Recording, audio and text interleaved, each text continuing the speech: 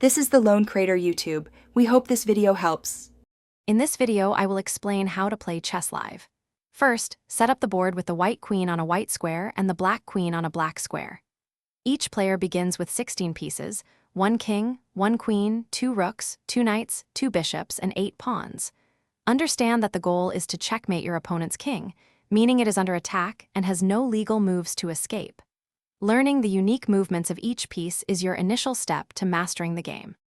A strong opening sets the stage for success. Focus on controlling the central 4 squares with your pawns and developing your minor pieces, the knights and bishops, quickly. Aim to castle your king to safety, typically within the first 10 to 15 moves, to protect it from early attacks. Remember to avoid moving the same piece multiple times without a clear purpose, as this wastes valuable time and development opportunities in the initial phase of the game. The mid-game is where strategic planning and tactical awareness truly shine.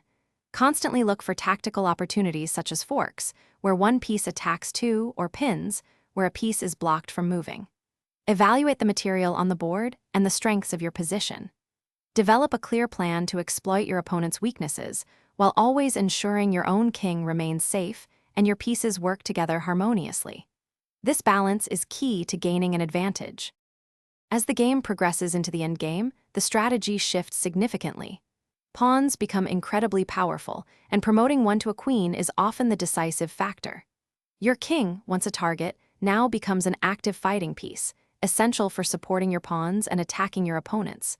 Familiarize yourself with fundamental checkmating patterns, such as using a king and rook against a lone king. Practicing common endgames, like king and pawn versus king, will greatly improve your ability to convert advantages. Thanks for watching. Consider subscribing if we helped you.